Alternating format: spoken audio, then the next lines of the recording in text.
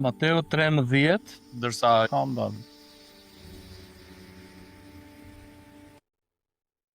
Jezusi pra i tregon njerëzve që e ndjekin një shëmbëtyr tjetër, dhe thot, e me sot as krahasojmë mbretërinë e Perëndis. E duke lexuar vargje 47 dhe 48 ne lexojmë: Mbretëria e qiejve i ngjan gjithashtu një rrjetë të hedhur në det, që mbledh gjithë farë lloj gjërash. Kur ajo është e mbushur, përshkatarët e nxjerrin atë në breg, ulet dhe mbledhin në kosha ç'është e mirë, por i hedhin ato që nuk janë.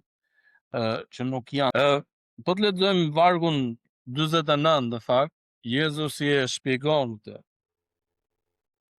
Thot, kështu do të ndodh në mbarimin e botës. Do të vinë angjëjt dhe do t'i ndajnë të mbrapshtit nga të drejtët dhe do t'i hedhin në furrën e zjarrit.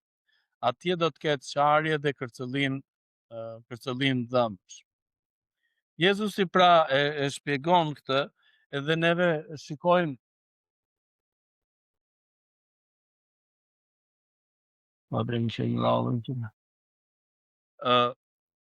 shikojmë që po i tregon ato dhe çfarë Jezusi po përpiqet pra të shpjegojë është gjithashtu që neve Jezusi ishte duke ardhur dhe mbretëria e Perëndisë, dhe shumë nga ata që flen tek Danieli në pluhurin e tokës do të zgjohen, disa në një jetë të përjetshme, të tjerë në turpin dhe në porçërsi të përjetshme. Pra, do të vi koha që, siç është kjo pikërisht shpjegimi, krahasimi që Jezusi bën mbretërisë së Perëndisë, do të vi koha që të gjithë jemi futur në këtë rrjet, jemi në këtë botë, s'kemi ku të shkojmë tjetër.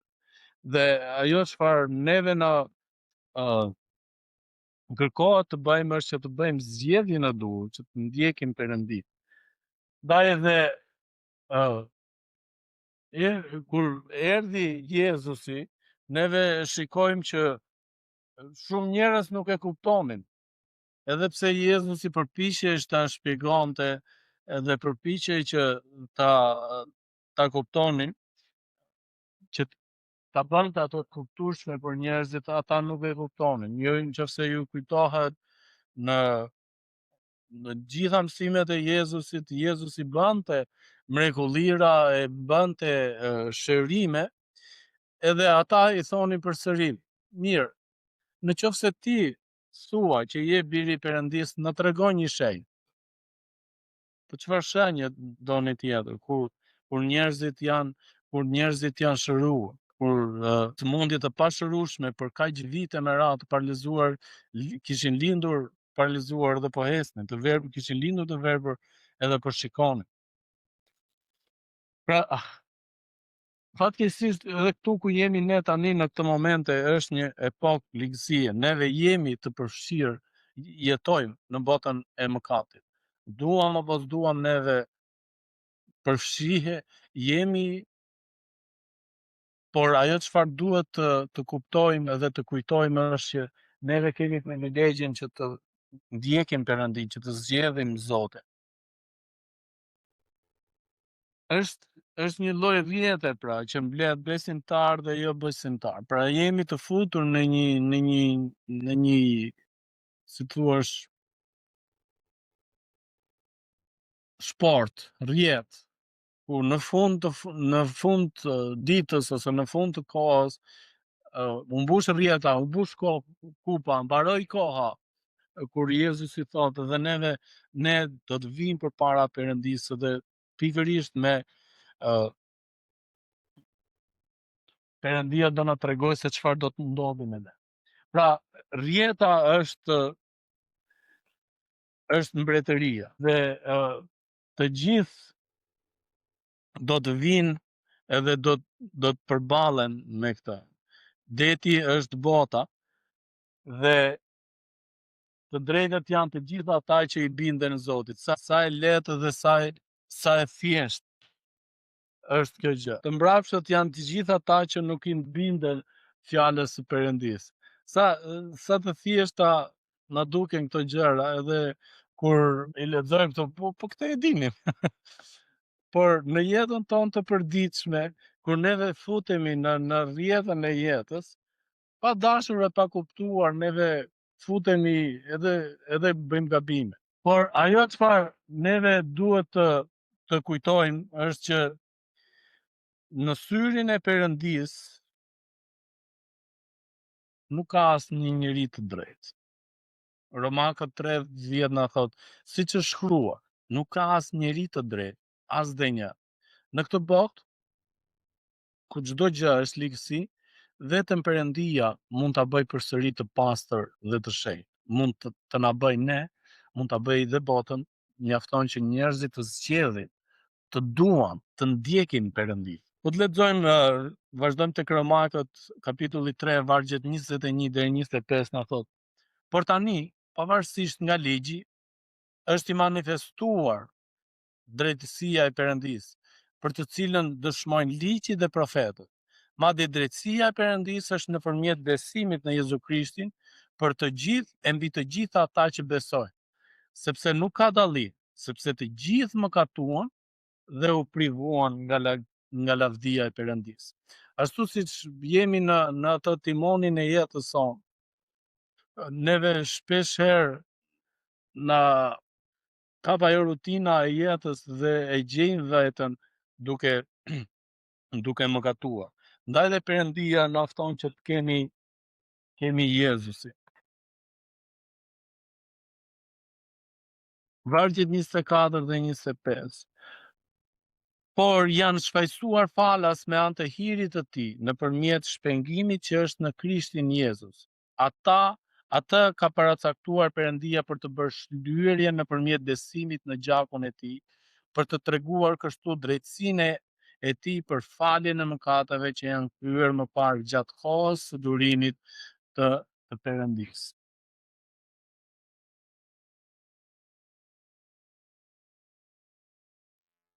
Po të lexojmë tek Gjoni, kapitulli 18, vargu 36, në Jezusi tregon dhe thot, shiko, mbretëria ime nuk është e kësaj bote. Po të ishte mbretëria ime e kësaj bote, shërbëtorët e mi do të luftoni që të mos dorëzohesha judenjve. Por se tani mbretëria ime nuk është prej këtej.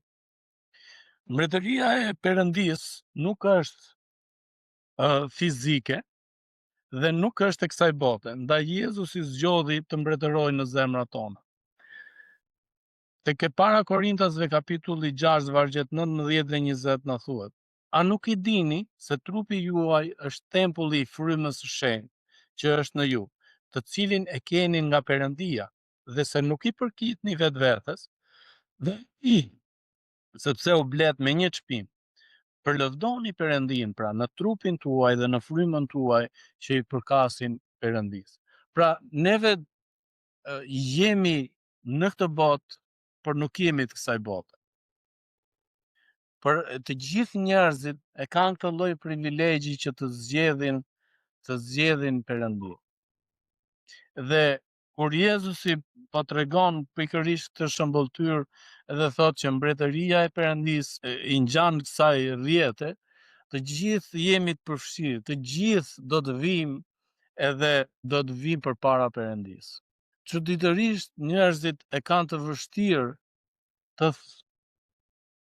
ta perceptojnë kur ti thua unë i besoj Zotit. Unë shkoj në kishë adhuroj Zotin. Por ne duhet kuptojmë se nëpërmjet gjakut të Krishtit ne jemi të ndërtuar, jemi ndërtesa e Perëndis. Tek Efesianët kapitulli 2, vargjet 19 dhe 22 na thot: ne jemi ndërtuar themelin e apostujve. Pra ju nuk jeni më vuajtës, ju nuk jeni më të huaj, as vuajtës, por bashkëqytetar të shenjtarëve dhe pjesëtar të familjes së Perëndis, të ndërtuar mbi themelin e apostujve dhe të profetëve, duke qenë Jezu Krishti vetë guri i qofshës, mbi të cilin gjithë ndërtesa është e lidhur mirë, rritet për të qenë një tempull i shenjtë në Zotin në të cilën edhe ju jeni bashkëndërtuar për të qenë një banesë e Perëndisë në fryt. E shiko, kur lexuam gjithashtu edhe te Korintasit, pak më përpara, që na tha ti je tempulli i Perëndisë, tempulli i frymës shenjtë. Në momentin që ne vendosim që të pagzohemi, edhe kjo është e bukur, nëse ne vendosim të ndjekim Perëndin, është nëse vendosim, pra e mendojmë, e logjikojmë, zgjedhim ta bëjmë atë gjë. Neve jemi rritur në një kohë në familjet tona me idenë, me zakonet ku na thuhet që kur i bëjmë pyetje çfarë je ti ose çfarë besimi ke, si themi ne? Musliman, jam ortodoks, jam katolik, jam bektashi e jam kështu me radhë. Në fakt ne nuk jemi. Për shembull, unë jam lindur në një familje ku besonin se ishim musliman, por nuk e praktikon. Fëmijët e mi janë lindur në me prindër që janë të krishterë, që janë pagzuar, por ata nuk janë krishterë, por ata nuk janë musliman. Janë krijesat e Perëndisë që kur të vi koha që ata të bëjnë zgjedhjen e tyre, ata mund të zgjedhin që të pagzohen, që të ndjekin Perëndin. Pra ti po zgjedh, sepse të ikësh me këtë ide që u linde në një besim të X besim, pa thënë një pa emëruar, ti po e imponon, pavarësisht se neve themi kemi zgjidhjen e lirë. Kur rritet fëmia, le të bëj çfarë doj me jetën e vet, se ai do rritet do bëj çfarë do. Por ne themi çdo lloj familje, paktën ato që kam dëgjuar unë, po pse do prishi atë hijen e babës, do shkeli fjalën e babës. Neve jemi kaq brezash, jemi X besim. Neve për kaq X brezash kemi për këtë gjë. Edhe çfarë kam bërë? Shumë njerëz, unë vit për vit, kur është koha e Pashkëve, kur i pyes njerëzit, çfarë po festoni? Do iki se do festojmë Pashkën. Po çfarë janë Pashkët? Po, neve therim qingj, bëjmë drek, bëjmë këto ëmbëlsirat e mira, edhe pra neve me këto kalojmë kohë bashkë. Po Pashka çfarë është? Pashka është Krishti u ngjall, u kryqëzua dhe u ringjall, edhe po festohet dita që ai u ringjall, ose që data sipas llogaritjes së kalendarit që ata përdorin, kjo datë i bie që është ringjallur Jezusi. Edhe në këto momente kur i bën këtë lloj pyetje thotë, po mirë, nuk e di. Po ti beson, çfarë besoj? Po ja, a beson që Jezusi u ringjall? Po ja, ma bore dhe asës ngjallë njëri për qa thuat. Po që po ba? Në le rastë do festoj, kemi Pashkë do hamë. Edhe përsëri vazhdojnë me atë ide e vetë. Në le rastë do festojnë, do hamë. Kaq, kemi Pashkët. Edhe kur ti përsëri edhe insiston dhe të pyesësh se çfarë janë Pashkët, në le rastë.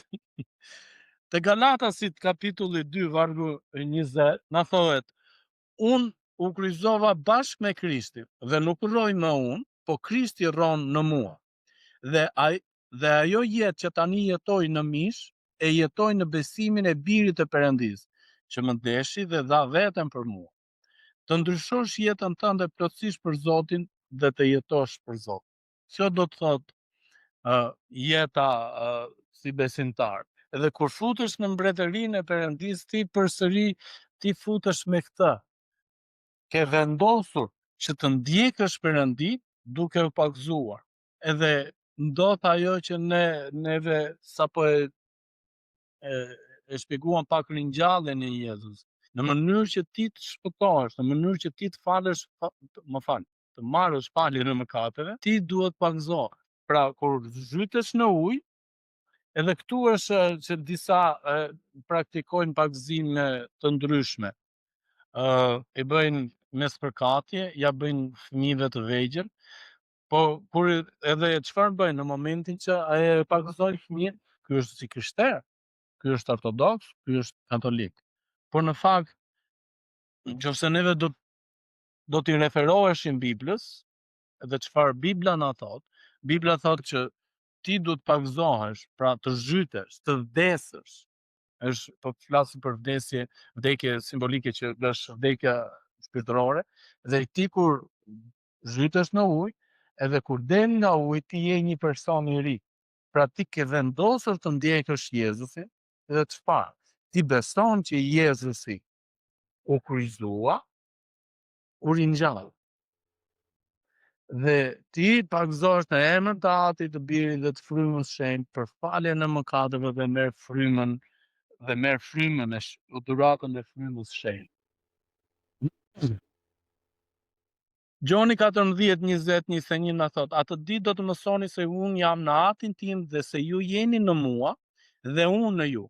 Kush ka urdhërimet e mia dhe i zbaton, është ai që më do, dhe kush më do mua, Ati im do ta doj dhe unë do ta dua dhe do t'i dëftehem atij.